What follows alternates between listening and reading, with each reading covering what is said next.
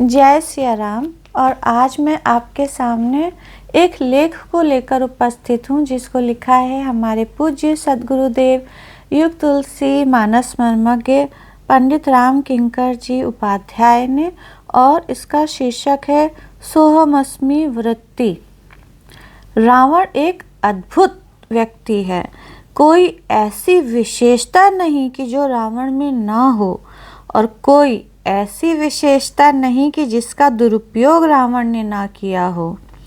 रावण कहता है कि राम मैं हूँ, और यह तो वेदांत का विशुद्ध ज्ञान है।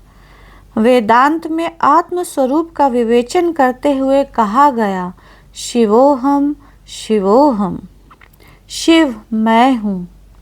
रामायण में ज्ञान दीपक प्रसंग में भी यही बात कही गई है कि सोहमस्मि इति वृत्ति अखंडा, और इसका अर्थ भी यही है कि सा अहम अस्मि, वह जो है वही मैं हूँ। यद्यपि यह वाक्य कहने में बड़ा सरल है, कोई भी व्यक्ति कह सकता है कि मैं शिव हूँ, मैं ब्रह्म हूँ, मैं राम हूँ, पर यह वृत्ति कब आती है और कब आनी चाहिए? ज्ञान दीपक प्रसंग में इससे पूर्व की एक लंबी प्रक्रिया लिखी गई है, किंतु प्रश्न यह है कि जब सारा संसार राममय है या सारा संसार ब्रह्ममय है, तो फिर इतनी लंबी साधना लिखने की क्या आवश्यकता है, क्या उद्देश्य है? सोहमस्मि की वृत्ति आने से पूर्व इतनी लंबी जो प्रक्रिया लिखी गई है, उसका एक सूत्र आपको खरदूषण तृष्णा के प्रसंग में मिलेगा। ये 14,000 राक्षस भाई थे तथा इनका आपस में अत्यंत अनुराग था। इन्होंने तपस्या करके ब्रह्म को प्रसन्न किया, और जब ब्रह्मा ने पूछा कि तुम क्या चाहते हो, तो उन्होंने कहा कि हम अमर होना चाहते हैं। ब्रह्मा ने कहा कि यह तो सृष्टि में संभव नहीं है, और तब इन्होंने वरदान मांगा कि फिर हम आपस में ही लड़कर मरें, हमें कोई दूसरा ना मार सके। इसके पीछे उनकी योजना यह थी कि हम लोगों में परस्पर अत्यंत प्रेम है, अतः हम लड़ेंगे क्यों? लड़ेंगे नहीं तो मारे क्यों जाएंगे? इस तरह उन्होंने यह मान लिया था कि ब्रह्मा चाहे अमर बनाए या ना बनाए, हम तो अमर हो ही जाएंगे। इसके बाद प्रसंग आता है कि सूर्पणखा की नासिका और कान जब काट दिए गए, तो वह जाकर खरदूषण और तृष्णा को आक्रमण के लिए उत्तेजित करती है, और ये 14,000 राक्षस सूर्पणखा से कहते हैं कि तुम आगे आगे चलो। इसमें एक सांकेतिक व्यंग्य है, क्योंकि जो मार्गदर्शक है उसकी नाक भी कटी हुई है और कान भी कटे हुए हैं।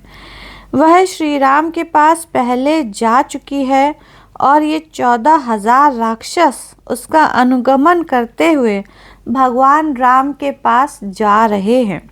और रामचरितमानस की मान्यता यह है कि सन्मुख होई जीव मोहि जबहि, जन्म कोटि अघ नासहि तबहि। जो ही जीव भगवान के सन्मुख होता है, उसके करोड़ों जन्मों के पाप नष्ट हो जाते हैं।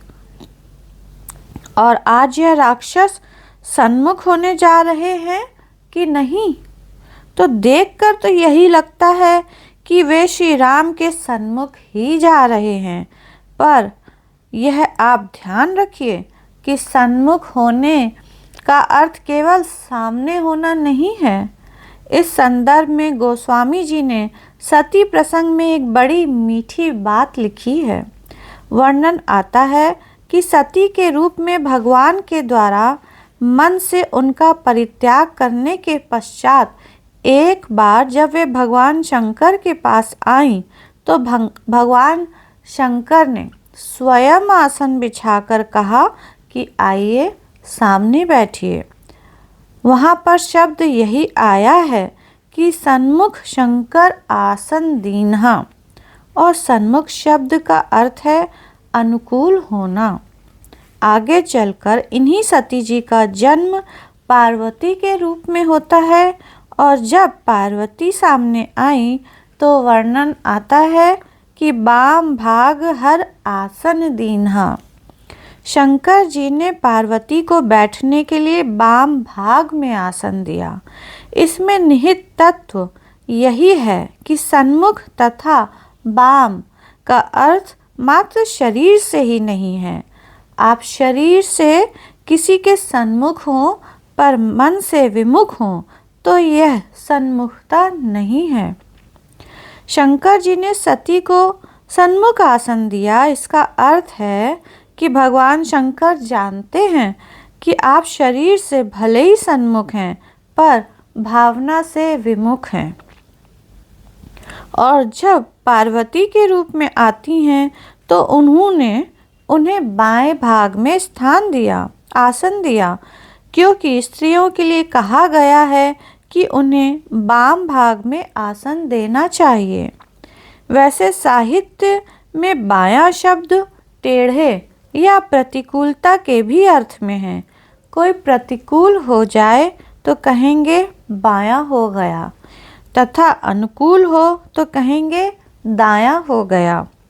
रामचरितमानस में भी ठीक इसी शब्द का प्रयोग करते हुए कहा गया है कि दाहिन दयऊ होए जब सबहि, राम समीप बसिए बन तबहि। यहाँ दाहिने शब्द का प्रयोग किया गया और दूसरे शब्द का प्रयोग करते हुए परशुराम जी ने कहा भयउ बाम विधि फिरे सुभाऊ। श्री सीता जी जब भगवान श्री राम के साथ मनु के समक्ष प्रकट हुई तो गोस्वामी जी से पूछा गया कि श्री सीता जी कहाँ हैं, तो उन्होंने लिखा कि बाएं हैं, पर उसके साथ एक शब्द और जोड़ दिया कि बाम भाग शोभति अनुकूला। शरीर से तो बाम में है पर प्रतिकूलता नहीं अपितु अनुकूलता है। इसलिए मात्र शरीर को लेकर सम्मुख होने का महत्व नहीं है। जिस प्रकार श्रोता को तो वक्ता के सन्मुख होना चाहिए, तो इसका सीधा सा अर्थ मन से सन्मुख होने का है। सूर्पनखा भी भगवान से सन्मुख हो गई, पर उसके पाप नष्ट नहीं हुए, अपितु उसके शरीर का विरूपीकरण हो गया।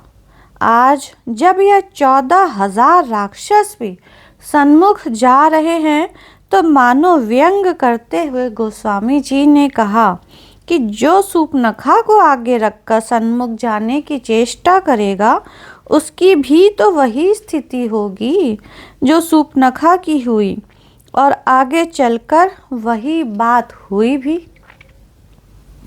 सूर्पनखा ने देखा तो वह भगवान श्री राम के सौंदर्य पर मोहित हो गई, और यह 14,000 राक्षस भी श्री राम की सुंदरता पर मोहित हो गए। और इसमें सीधा सा संकेत यह है कि आप जिसका अनुगमन करेंगे वैसी ही वृत्ति का उदय होगा। भगवान को देखकर थकित भई रजनीचर धारी। सभी राक्षसों का उनकी सुंदरता पर मोहित होना यह भक्त का लक्षण है। सन्मुख होना भी भक्त का लक्षण है। वे राक्षस गण भी मोहित हो गए। उसके पश्चात खरदूषण ने अपने मंत्रियों को बुलाकर कहा कि तुम दूत बनकर जाओ, क्योंकि हम भरी जन्म सुनहु सब भाई, देखी नहीं असी सुंदरताई। हमने न जाने कितने व्यक्तियों का वध किया, नाग असुर सुर नर मुनि जेते, देखे जिते हते हम केते, पर आज तक हमने ऐसी सुंदरता नहीं देखी। यह ठीक है कि इन्होंने हमारी बहन को कुरूप बना दिया है, किंतु फिर भी बदलायक नहीं पुरुष अनुपा। सुनने में बात बड़ी ऊंची लगती है, क्योंकि सन्मुख जा रहे हैं, सौंदर्य पर मुग्ध हैं और यह भी कह रहे हैं कि भले ही इन्होंने मेरी बहन को कुरूप कर दिया हो, पर वध योग्य नहीं है। पढ़कर तो यही लगता है कि अब इन राक्षसों में अहिंसा वृत्ति का उदय हो गया है। वे क्षमाशील हो गए, उदार बन गए, पर यह वृत्ति भी ठीक सूर्पनखा की ही तरह है। सूर्पनखा भगवान राम के पास पहली बार जाती है तो यही कहती है कि तुम मुझसे विवाह कर लो, पर जब भगवान राम इस प्रस्ताव को स्वीकार नहीं करते तो उसे लगता है कि सीता को मिटा दिया जाए। के बाद शायद राम मुझे स्वीकार कर लेंगे, और यह सोचकर वह उन्हें खाने की चेष्टा करती है। ठीक यही वृत्ति खरदूषण की भी है। सूर्पनखा को सीता की आवश्यकता नहीं है, उन्हें सिर्फ सीता चाहिए। वे कहते भी यही हैं कि देहु तुरत निज नारी दुराई। भगवान श्री राम ने जब इन 14,000 राक्षसों को आते देखा तो एक विशेष कार्य किया। लक्ष्मण जी से उन्होंने कहा, लक्ष्मण, राक्षसों की विशाल सेना आ रही है, तुम जानकी जी को लेकर जाकर किसी कंदरा में छिपा दो तथा वहाँ रहकर उनकी रक्षा करो। मैं यहाँ अकेले ही राक्षसों की सेना को देखूंगा। बड़ी विचित्र बात लगती है, क्योंकि लड़ाई के समय एक से अधिक व्यक्ति हों तो सहायता मिल सकती है, पर प्रभु श्री लक्ष्मण जी को वहाँ से दूर भेज रहे हैं। इसके पीछे भगवान राम का तात्पर्य था कि ये कुदृष्टि वाले राक्षस श्री सीता जी को देखने के अधिकारी नहीं हैं, इसलिए वे आज्ञा देते हैं कि लय जानकी ही जाहु गिरि कंदर, आवा निशिचर कटकु भयंकर, रहे सजग सुनी प्रभु के बानी, चले सहित श्री सर धनु पानी। और श्री लक्ष्मण जी के चरित्र का गौरव देखिए।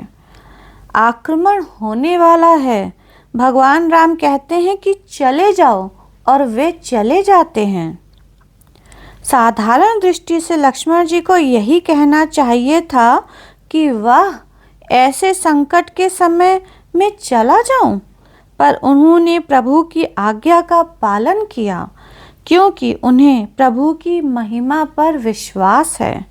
आगे चलकर यही उन्होंने श्री सीता जी से भी कहा कि भ्रुकुटि विलास सृष्टि लय होई, सपनेहु संकट परई की सोई। उनके समक्ष यह कोई प्रश्न नहीं था कि श्री राम अकेले लड़ें, क्योंकि हम दोनों यदि लड़ेंगे तो कीर्ति में दोनों का बंटवारा होगा, और यदि वे अकेले लड़ेंगे तो सारा यश उनको ही मिलेगा।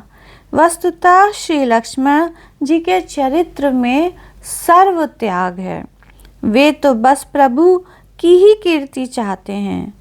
सूर्पनखा की मांग है कि राम मुझे मिल जाएं, और खरदूषण की मांग है कि सीता जी हमें दे दें, और जियत भवन जाहु द्वौ भाई, राम लक्ष्मण लौट जाएं। भगवान श्री राम ने जब सुना तो खूब हंसे। उन्होंने यह नहीं माना कि इतनी बड़ी संख्या में भक्त आ गए। वे तो बड़े अहिंसक हैं कि मेरे वध के स्थान पर जीवन दान देना चाहते हैं।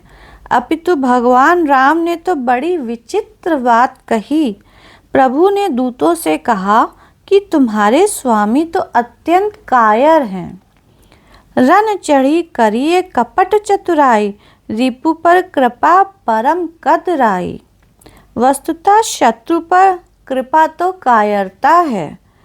इस वाक्य में प्रभु का अभिप्राय यह है कि जब शत्रु भावना मिटेगी तब न कृपा आएगी, और शत्रु भावना बने रहने पर भी कृपा की बात करना तो कृपा की आड़ में कायरता ही होगी। जीवन में राग द्वेष लालसा वासना की दृष्टि तो मिटी नहीं और ऊंची भाषा में बात कर रहे हैं, वस्तुतः वे तो पाखंडी हैं। इसलिए भगवान श्री राम कहते हैं कि उनसे जाकर कह दो कि हम क्षत्रिय हैं, वन में शिकार खेलने के लिए आए हुए हैं और वह शिकार भी साधारण पशु का नहीं करते हैं, अपितु हम क्षत्रिय मृगया बन करहीं, तुमसे खल मृग खोजत फिरहीं, रिपु बलवंत देखी नहीं डरहीं, एक बार कालहु सन लड़हीं। तुम जैसे दुष्ट मृगों का ही शिकार करते हैं। खरदूषण ने सुना तो क्रोध आ गया। यहाँ पर भी वही सूर्पनखा वाली वृत्ति दिखाई देती है। पहले तो प्रशंसा की, पर जब इच्छा पूरी नहीं हुई तो क्रोध आ गया और कहने लगे कि मारो इन्हें। जब युद्ध होने लगा तो भगवान राम ने सब राक्षसों को राम बना दिया। श्री राम के द्वारा सबको राम बना देने का अर्थ है तत्व ज्ञान, मुक्ति। पर यह याद रखिए कि अगर खरदूषण जैसी वृत्ति व्यक्ति के जीवन में आए तो राम बनना भी बड़ा खतरनाक हो सकता है। 14,000 राक्षसों को राम बना दिया। इसमें एक सूक्ष्म संकेत है। इनमें एक राक्षस का नाम है दूषण। दूषण का अर्थ है दूसरे में दोष देखने वाला। यहाँ पर भी प्रत्येक राक्षस स्वयं को तो देख नहीं रहा है, उसको तो केवल सामने वाले में ही राम दिखाई दे रहे हैं। उसे लगता है कि शत्रु राम हैं। यदि विचार करके देखें तो भगवान राम ने राम बना क्या दिया? वस्तुतः संपूर्ण सृष्टि ही राममय है। समस्त शास्त्र यही कहते हैं कि सारा ब्रह्मांड राम है। खरदूषण तृष्णा आदि यह देख लेते कि सब राम ही राम हैं, तब तो सारा संघर्ष ही समाप्त हो जाता। पर वहाँ तो शत्रुता की इतनी तीव्र भावना थी कि राम मेरा शत्रु है और इसे मारना है। अंत में परिणाम यह हुआ कि सुर मुनि समय प्रभु देखी मायानाथ अति कौतुक कर्यो, देखई परस्पर राम करी संग्राम, रिपुदल लड़ी मर्यो।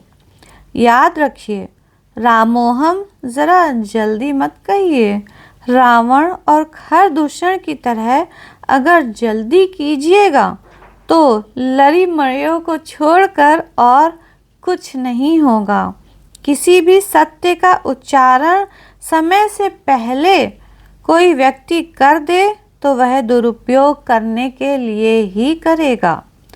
भगवान श्री राम ने मानो दिखा दिया कि मैं क्या करूं, मैं तो सबको राम ही बना सकता हूं, पर यदि उनमें भक्ति भावना नहीं होगी तो राम बनकर, इसलिए जीवन में पहले भक्ति भावना आए और तब राम का दर्शन हो। यह दर्शन कल्याणकारी होगा और तभी सच्ची भक्ति का भी उदय होगा। इसी के साथ यह लेख पूर्ण होता है और इस लेख को पढ़ते समय मुझे स्वयं के अंदर बहुत सारी कमियां समझ में आई और इसमें से एक लास्ट का पैराग्राफ, मतलब एकदम लास्ट का नहीं, बीच में एक ऐसा पैराग्राफ है जिसकी मुझे लगता है कि मुझे एक अलग से मैं वीडियो बनाऊंगी अपने से रिलेट करके एग्जाम्पल्स देकर, जिससे आपको और अच्छे से समझ में आए। लेकिन जो है कमेंट्स में अवश्य बताइएगा कि क्या आप ऐसा वीडियो देखना चाहते हैं।